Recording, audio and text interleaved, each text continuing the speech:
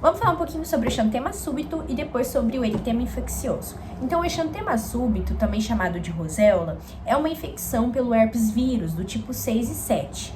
Esse herpes vírus, ele vai ser transmitido através de pessoas que já têm esse herpes vírus por meio da saliva. E essas pessoas geralmente são assintomáticas. Então, na hora de pegar o bebezinho, beijar o bebezinho, geralmente essa pessoa assintomática está transmitindo esse herpes vírus. E aí, o que vai acontecer?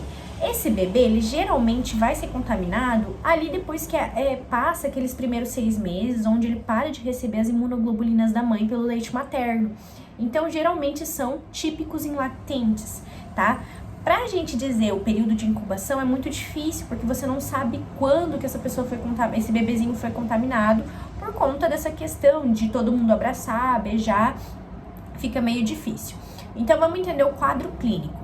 É muito comum o exantema súbito apresentar então a fase prodrômica é uma fase com uma febre muito alta, tá? E essa febre, ela tende a durar 3 a 5 dias, podendo apresentar crises. A gente vai ver que uma das complicações são as crises febris. E depois ela tem sintomas muito inespecíficos, então às vezes a criança aparece com uma febre muito alta e logo após algumas horas das febres, alguns dias, aparece então a fase exantemática, que é então as manchinhas. São exantemas maculopapulares, geralmente eles começam no tronco e daí vão para a periferia, ou seja, ele tem um padrão de centrífuga. E lembrar que, geralmente, então, a professora até falou ali, e que acontece? A criança tá com uma febrão, 3, 4, 5 dias, e daí depois de algumas horas para a febre, interrompe a febre, desaparece essa crise de febre e aparecem as manchinhas. Então, isso é muito comum, tá? Qual que é a principal complicação? É a crise febril, mas é muito tranquilo, o exantema súbito é super normal. Aí a gente entra um pouquinho no eritema infeccioso. O eritema infeccioso, ele é desencadeado pelo parvovírus ou parvovírus 19, que é o eritrovírus. Esse parvovírus, ele vai lá na medula óssea, porque ele precisa de um núcleo para ele conseguir se reproduzir. Então, aqui a gente vai ver que ele vai gerar uma das complicações ali na produção de hemácias, crises aplásicas. Vamos entender um pouquinho como que é a transmissão. Então, o parvovírus, ele vai ser transmitido, então, por gotículas, tá? E na fase já exantemática, a gente já não tem mais a transmissão. É um pouquinho diferente o ciclo dele, mas o tempo de incubação é cerca de 16 dias. Como na fase exantemática ele não está transmitindo mais, é muito comum que a gente libere as crianças para ir para a escola. Por quê?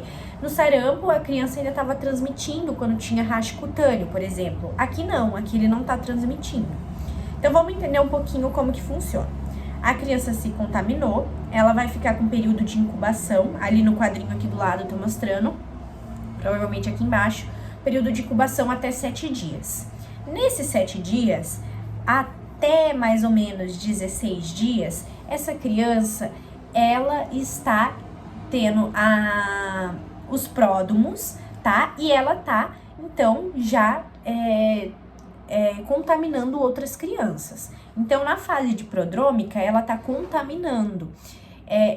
Provavelmente, então, aqui, os pródomos, eles são bem inespecíficos também. Aí, o que acontece? Logo em seguida da fase prodrômica, tem um tempo que essa criança fica sintomática, ela não fica mais doente. Então, mais ou menos do 16 a 18 dias, 16º ou 18º dia, ela fica sintomática. E ali, no 18º dia, ela vai começar a apresentar as manchinhas, tá? Que ela vai apresentar, então, o eritema infeccioso. Então, o que a gente observa aqui? Que é muito difícil diagnosticar essa criança, porque ela tem um período de incubação, aí ela tem pródomos muito inespecíficos, difícil da gente identificar, aí ela fica sintomática, e daí depois ela vai ter, então, o exantema. Então, aqui é difícil da gente fazer o diagnóstico dessas crianças por conta disso.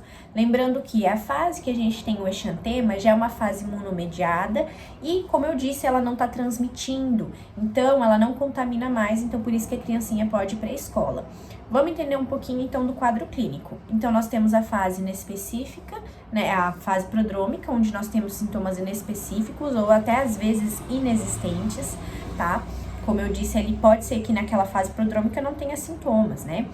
E aí, nós temos a fase exantemática. Então, a fase exantemática, ela se divide em 3 fases. A primeira fase, a gente tem o eritema malar. Então, são manchas aqui na bochecha que parecem uma esbofetada, né? Um tapão. Geralmente, elas podem... É mais comum ser unilateral, mas elas podem ser bilaterais. Logo em seguida, a gente pode ter a segunda fase, que é o exantema rendilhado. Mas, basicamente, são máculas, exantemas maculopapulares, rosáceos, que eles têm algumas regiões onde não são, a pele fica íntegra e regiões com as manchinhas, tá? Parecendo uma renda. A difusão dele é crânio-caudal e é mais comum em regiões extensoras, então de braços, então ali em tornozelos, em cotovelos, tornozelos, essas regiões, braços e pernas. E aí o que vai acontecer? A primeira fase, ela pode, então, o eritema malar, ele pode aparecer, continuar junto na fase do exantema rendilhado. E logo em seguida do exantema rendilhado, ele vai sumir esse exantema, aí fica mais ou menos uma semana sem esse exantema, e aí por alguns estímulos como frio, calor ou estresse emocional, essa criança volta a ter aquele exantema rendilhado. E aí, ao voltar a ter o exantema rendilhado, ela pode permanecer com esse exantema por mais algumas semanas. Então, a gente vê que até a fase exantemática, ela pode ter um período que ela fica, que ela para e depois volta. E aqui, então, o que a gente precisa saber também da principal complicação é a crise aplásica transitória. Como eu disse, o parvovírus, ele é um vírus que ele vai lá na medula porque ele precisa do núcleo das células que vão virar hemácias, né? Então, os eritrócitos, para poder se reproduzir.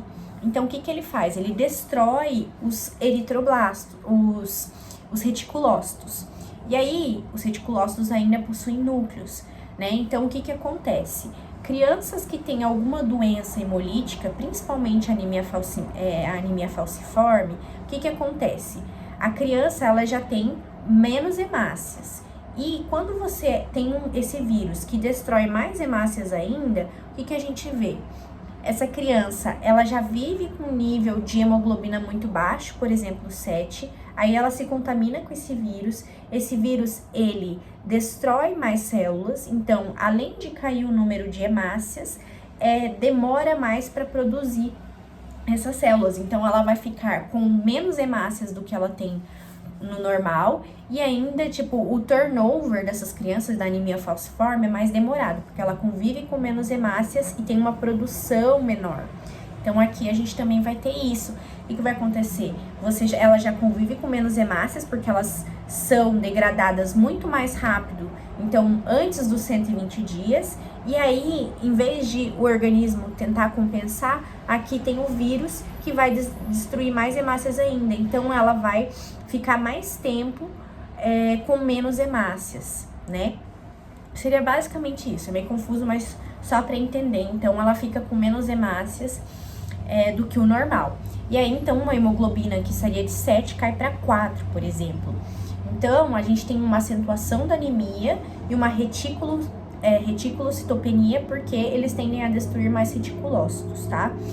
E aqui, o que a gente observa é que essa criança, ela vai ser diagnosticada e transfundindo, ela já melhora. O grande problema é que ela vai estar contagiando ainda. Então, ela tem que ser isolada para não contaminar pessoas que também têm esse tipo de doença. E existe um fator também da gestante, em que as gestantes que são contaminadas por esse parvovírus, elas tendem esse parvovírus, ele passa para o feto desenvolve uma anemia fetal, tem risco de evoluir para uma hidrópsia fetal e uma anasarca fetal. Então, isso pode acabar comprometendo ali a vida do feto.